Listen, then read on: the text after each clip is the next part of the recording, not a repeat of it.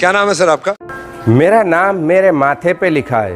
Oh wow, क्या गाना गाने वाले हैं? मैं आज यहाँ कुछ गाने नहीं, कुछ काला सच, कुछ अनदेखा काला सच बताने आया हूँ, जिसे आप लोग मोदी जी के चश्मे से देख नहीं पाते, जिसे हर भारतीय को समझना जरूरी है, सुनना जरूरी है। कुछ बताने आया हूँ जिसे हर नेपालियों को भी समझना जरूरी है। उनको भी अच्छे से ये मालूम होना चाहिए कि हम क्या लॉस में हैं। पहले सुन ले। All the best. सबसे पहले मैं अपने देशवासियों से माफ़ी मांगना चाहता हूँ कि मुझे हिंदी भाषा का इस्तेमाल करना पड़ रहा है, पर उसके पीछे का कारण ये है कि मैं चाहता हूँ ज़्यादा से ज़्यादा भारतीय इस वीडियो को देखें, क्योंकि आज मैं बिल्कुल बौखला चुका हूँ। दो तीन माइक्स यूज करूंगा, साउंड वाला भी पागल हो जाएगा हमारी तरह। स्पेशली उन नेताओं, उन चुनिंदा भारतीयों तक जरूर पहुंचे ये वीडियो, जो सोशल नेटवर्किंग साइट्स पे उछलते रहते हैं, अनाप शनाप बकते हैं। बड़ा दुख होता है यहाँ पे। कभी कहते हैं नेपाल गरीब है, कभी कहते हैं तुम्हारे पास है क्या, कभी कहते हैं तुम क्या दोगे, तुम्हारे पास है क्या। अरे यार, हम तुम्हें क्या देते हैं? कभी हम अपना पसीना देते हैं, कभी अपना खून देते हैं, और कभी बेशकीमती दौलत देते हैं। अब दौलत के नाम पे कंफ्यूज मत होना। जी हाँ, मैं पैसों की बात कर रहा हूँ। बेशकीमती पैसा, इतना पैसा अगर आप कैलकुलेशन करोगे तो आपका कैलकुलेटर भी खराब हो जाएगा। इतना पैसा हर रोज़ हम नेपाली आपको देते हैं। वो कुछ इस तरह से देते हैं जैसे अपने घर में रहने के लिए पड़ोसियों को किराया देना पड़े। अब वो पैसे कैसे जाता है, मैं आपको समझा के बताता हूँ। हमारी पॉपुलेशन 3 करोड़ है, और 3 करोड़ पॉपुलेशन के घरों में जो रसोई में पकता है ना, नमक, तेल, मिर्च, मसाले, चावल, मिनिमम अगर एक नेपाली 10 रुपये का इंडियन प्रोडक्ट भी अपने किचन में पकाता है या खाता है, तो आप लगा लो 3 करोड़ इंटू 10, 30 करोड़ सिर्फ हमारे रसोई से यार एवरी डे इंडिया जाता है। ये एक छोटा सा आंकड़ा है। अगर आप इसको थोड़े और डिटेल में जाएंगे ना, आपके होश उड़ जाएंगे। बड़े बड़े मंदिर हो या मंदिर में बैठा पुजारी, या उसी मंदिर में बैठा बाहर भिखारी, बड़े बड़े हॉस्पिटल हो या उसी हॉस्पिटल में डॉक्टर, या उसी हॉस्पिटल में बिकने वाली दवाई, बड़ी बड़ी गाड़ियाँ हो, ट्रक हो, कार हो, मोटरसाइकिल हो, या उसी गाड़ियों में डलने वाला तेल, गैस का सिलेंडर हो, या उसी गैस में भरा जाने वाला गैस, या उसी को सप्लाई करने वाला पाइप, या उसी में जलाने वाला चूल्हा, या उसी में जलने वाले बर्तन, या उसी से पका हुआ खाना खाने वाला थाल, छोटी से छोटी चीज़ें, हमारे तन पे कपड़े हो या पैरों पे चप्पल, बाल काटने वाला नाई हो या जूते सिलाने वाला मोची, या चना चटपटे बेचने वाला कोई भैया हो या कबाड़ा उठाने वाला कोई बिहारी, अगर हर नेपाली दिन में कम से कम 500 रुपये तो इंडियन या इंडियन प्रोडक्ट पे खर्च करता ही करता है।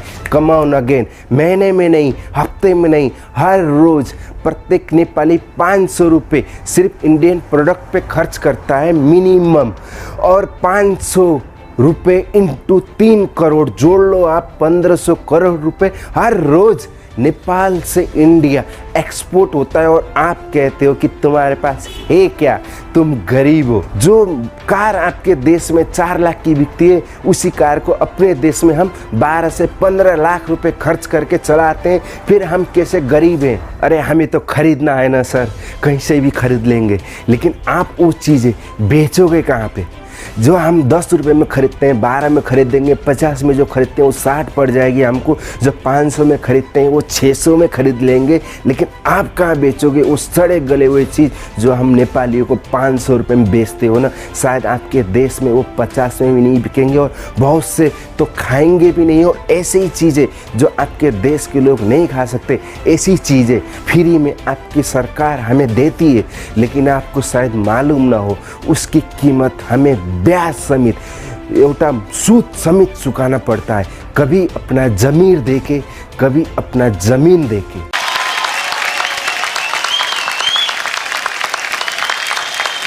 सदियों से आप कुछ न कुछ हमारा लेते आए हो, और हम अपना कुछ न कुछ देते आए हैं। कभी अपना जमीर, कभी अपनी ज़मीन। ज़मीन की बात आई गई है तो मैं आपसे ये नहीं कहूँगा फिर से कि काला पानी हमारा है।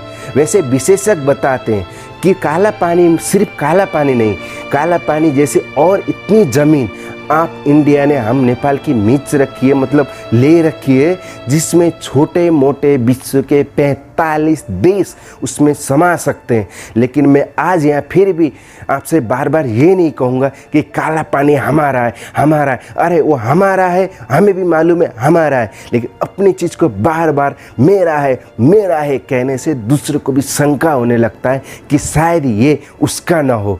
सो आपको अगर यकीन ना हो कि काला पानी हमारा है, अपने घर में जाएं, अपने बड़े बुजुर्गों से पूछें कि काला पानी किसका है, या काला पानी जैसी और जो ज़मीनें हैं दार्जिलिंग किसका है। और आपके घर में बड़े बुजुर्ग ना हो तो इतिहास उठा के देख लो। इतिहास भी आपको बहुत पुराना ढूंढने की ज़रूरत नहीं है, सिर्फ 60-70 साल पुराना 1955-60 का इतिहास खोल के देख लो। लिपू लेक, काला पानी और ऐसी जो जगह जिसमें 45 देश समा सकती हैं, वो किसका था। एक बात और, ये वीडियो जो है ये किसी आम भारतीयों के लिए नहीं है, कोई भी पर्सनली मत लेना। ये वीडियो कुछ ऐसे चंद नेताओं और कुछ ऐसे इंसानों के लिए है जो सोशल नेटवर्किंग साइट्स पे उछलते रहते हैं, ये कहते हुए पाए जाते हैं कि नेपाल गरीब है, क्या है, या फिर नाकेबंदी जैसा डरावना धमकी देने की कोशिश करते हैं। यार हमें छोटे भाई के जैसे ट्रीट करना बंद करो, हम तुम्हारे छोटे भाई नहीं हैं। अगर हमें ट्रीट करना है तो अपना दोस्त, अपने पार्टनर के जैसा ट्रीट करो, और ये बार बार ये धमकी देना, ये नाकेबंदी जैसा डरावना धमकी देना बंद करो। उससे अच्छा तो कर दो यार। हो सकता है साला हम नेपाली, हमारा नेपाल ना रहे 0.1% चांस है, लेकिन 99% गारंटी के साथ कह सकता हूँ कि नॉर्थ एशिया में नेपाल के रूप में आपको एक और कतार देखने को मिलेगा। समय समाप्ति की घोषणा। जय नेपाल।